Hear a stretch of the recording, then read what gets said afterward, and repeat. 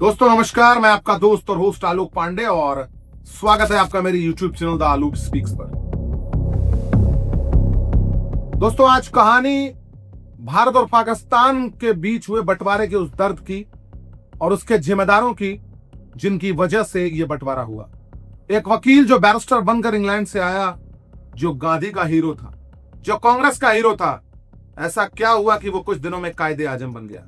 विस्तार से एक चीज आपको बताएंगे, लेकिन उससे पहले आपसे रिक्वेस्ट है आप मेरे YouTube चैनल को सब्सक्राइब करें, बेल आइकॉन को दबाना ना भूलें, जिससे आपके सामने सही खबरों के साथ आए। दोस्तों एक वकील जो सेकुलर था, कांग्रेस का हीरो भी था, गांधी का हीरो था, वो यूके से बैरिस्टर बनकर आता है और भारत के अंदर अपनी पॉलिटिक्स शुरू करता है, जिसकी वजह से 10 लाख लोगों की जान चली गई। क्या वो एक पॉलिटिकल लीडर था? क्या वो एक कम्युनल लीडर था? एक एक चीज आपको विस्तार से बताने जा रहे हैं। दोस्तों वो दिन 14 और 15 अगस्त 1947, क्या इस पार्टीशन को इग्नोर नहीं किया जा सकता था? मोहम्मद अली जिन्ना ने अपने राजनीतिक रसूख के लिए एक पार्टीशन को अंजाम दिया। कांग्रेस की क्या भूमिका रही? उस समय 10 लाख लोगों की जान गई, एक मास माइग्रेशन, पता नहीं कितने लोग रिफ्यूजी हुए, 75,000 से ज्यादा महिलाओं के साथ रेप हुए। ये पूरी घटना पार्टीशन का वो दर्द जिसको हम आज तक झेल रहे हैं। कहानी शुरू होती है दोस्तों 1916 में। यूके से बैरिस्टर बनकर आए मोहम्मद अली जिन्ना जब भारत लौटते हैं तो उन्हें एक हिंदू मुस्लिम एकता का पक्षधर बताया जाता है। वो कांग्रेस ज्वाइन करते हैं और लखनऊ में लखनऊ पैक्ट में वो एक घोषणा करते हैं कि वो एक सेकुलर विचारधारा को सपोर्ट करेंगे। एक इतना बड़ा नरसंहार दोस्तों, एक इतना बड़ा माइग्रेशन, पता नहीं कितने लोगों को अपनी सारी चीजें छोड़कर एक दूसरे के देश जाना पड़ा। इसे इग्नोर भी किया जा सकता था, इस पार्टीशन को रोका जा सकता था, लेकिन क्या जिन्ना की जिद, क्या जवाहरलाल नेहरू की जिद ने इस पार्टीशन को अंजाम दिया? अब कहानी यह है दोस्तों कि 1857 में मुगलों के साम्राज्य के खत्म होने के बाद जब ब्रिटिशर्स भारत आए तो उन्होंने जो पहला रूल अपनाया वो डिवाइड एंड रूल का अपनाया, और उनका यह रूल कारगर भी साबित हुआ, जिसके बाद कंटिन्यूअसली वो हिंदू मुस्लिम को लड़वाते और राज करते, और उसी की कथा को आगे बढ़ाया मोहम्मद अली जिन्ना ने। कांग्रेस में मोहम्मद अली जिन्ना, जवाहरलाल नेहरू और महात्मा गांधी आजाद भारत की मांग कर रहे थे, लेकिन आजाद भारत के दौरान सन 1909 और 1919 में 2 दंगे हुए हिंदू और मुस्लिम के बीच में, जिसने इस खाई को बहुत ज्यादा बढ़ा दिया।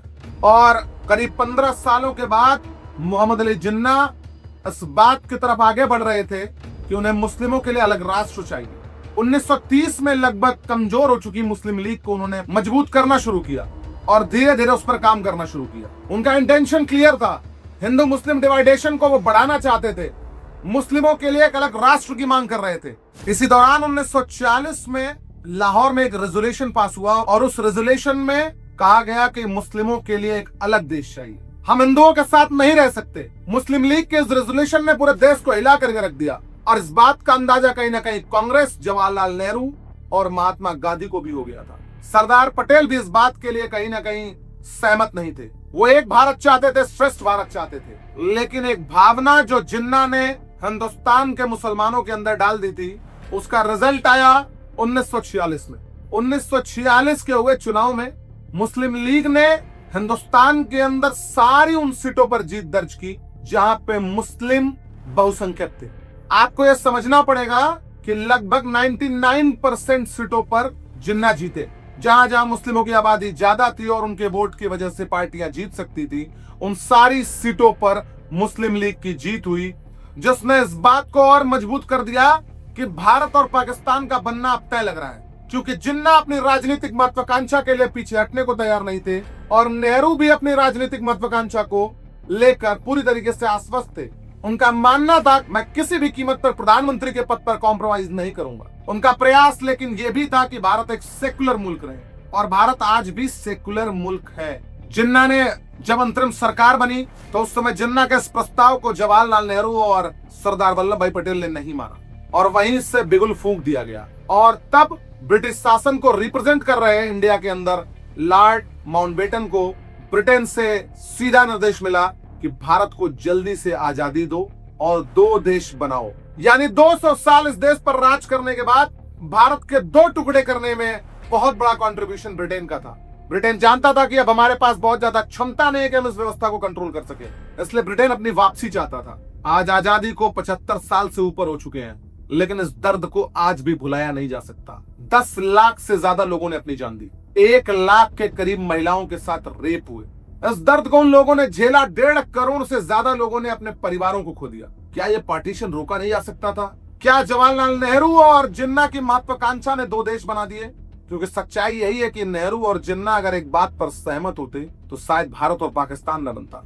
आज ये जो मुद्दा, आज ये जो खून की नदियां बहती हैं, उस समय बह रही हैं, शायद इसकी कोई अपॉर्चुनिटी नहीं होती। तब बंगाल के 2 टुकड़े हुए, पंजाब के 2 टुकड़े हुए और कंटिन्यूअसली 1946 में 14 और 15 अगस्त को मुस्लिम लीग की घोषणा के बाद दंगे होने शुरू हो गए। ये भारत के इतिहास में नहीं, दुनिया के इतिहास में सबसे बड़ा विस्थापन था। लाहौर से कटी हुई लाशों से भरी हुई ट्रेनें दिल्ली आने लगी। इस धर्म के बिखराव ने इस देश को इस परिस्थिति में ला दिया जहां पर इसमें विश्वास रखने वाले लोग कि हिंदू बड़ा नहीं, मुस्लिम बड़ा नहीं, इंसानियत बड़ी है, उनके सारे प्रयासों को धूमिल कर दिया गया। पड़ोसी एक दूसरे के खून के प्यासे हो गए, दोस्त एक दूसरे के दुश्मन हो गए।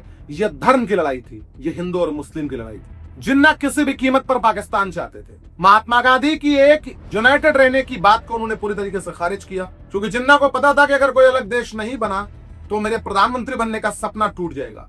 एक कम्युनल कार्ड खेला उन्होंने, जिसमें हिंदू और मुसलमान दोनों फंस करके रह गए। ब्रिटेन ने भारत को जलती हुई चिंगारी के साथ छोड़ दिया। 200 साल तक राज करने के बाद, 200 साल तक भारत को लूटने के बाद, भारत को जलता हुआ छोड़कर ब्रिटिशर्स यहां से चले गए।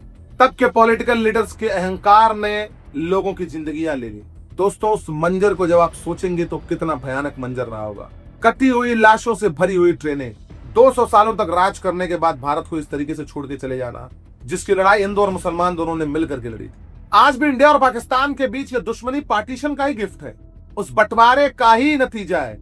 कश्मीर में क्रॉस बॉर्डर टेररिज्म, आज सबसे ज्यादा पैसा भारत और पाकिस्तान अपनी सुरक्षा पर खर्च करते हैं। दोनों देश अपनी सेनाओं पर खर्च करते हैं, क्योंकि उनके बीच युद्ध के आसार सबसे पहले बने होते हैं। पार्टीशन सिर्फ एक डिसीजन नहीं था दोस्तों, एक ऐसा ट्रॉमा था जिसने इस पूरे खत्ते में एक हलचल सी पैदा कर दी।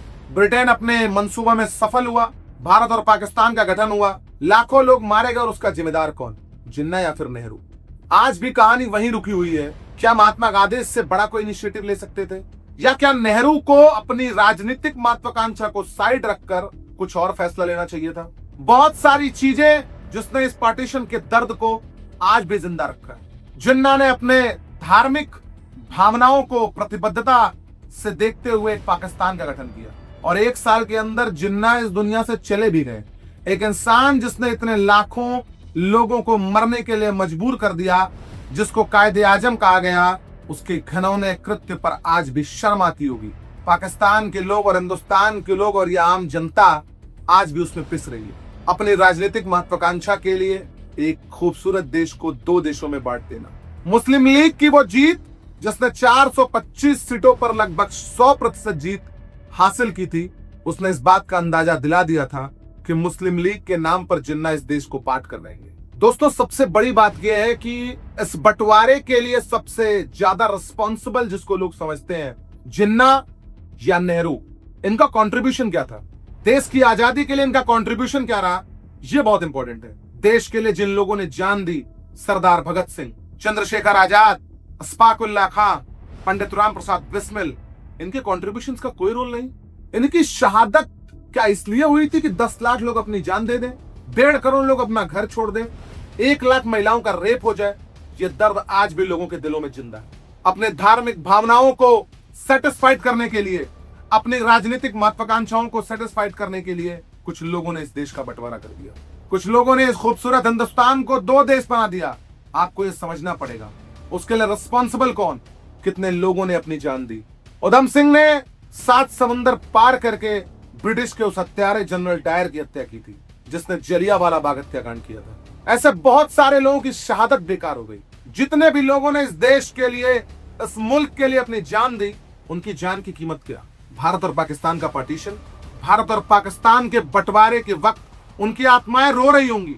शायद उस दर्द को एक आम भारतीय महसूस करता हो। कितने लोगों ने लड़ाई लड़ी स्वतंत्रता के लिए। इसीलिए सच कहते हैं कि ब्लेजर में बैठकर और सिगरेट के धुएं से आजादी नहीं मिली। आजादी भारत के उन स्वतंत्रता सेनानियों से मिली है जिन्होंने इस देश के लिए जान कुर्बान की। इतनी कम उम्र में सरदार भगत सिंह का फांसी पर चढ़ जाना, राजगुरु का फांसी पर चढ़ जाना, शफाकुल्लाह खां, पंडित राम प्रसाद बिस्मिल, सरदार भगत सिंह, चंद्रशेखर आजाद आज भी हमारे दिलों में जिंदा है। इसलिए हम आपसे बार बार कहते हैं कि राजनीतिक महत्वाकांक्षा रखने वाले लोगों के बहकावे में ना आए। उन्होंने तब भी हमारे देश के साथ गलत किया और आज भी हमको आपको बहुत सारी चीजें समझने की जरूरत है। मैं दोस्तों आप लोगों से जानना चाहता हूं कि कौन से और कितने ऐसे परिवार हैं जिसने पार्टीशन के इस दर्द को झेला है। इसके जिम्मेदार के रूप में आप किसे देखते हैं? आप जरूर कमेंट करके बताएं। क्या ये पार्टीशन सही था या ये पार्टीशन नहीं होना चाहिए था? इस पार्टीशन का दर्द हम आज भी झेल रहे हैं। तो दोस्तों आप लोग अपनी राय जरूर दें, कमेंट करके बताएं। अपना ख्याल रखें, खुश रहिए। इस वीडियो को ज्यादा से ज्यादा शेयर करें, चैनल को सब्सक्राइब करें। अपना ख्याल रखें। धन्यवाद।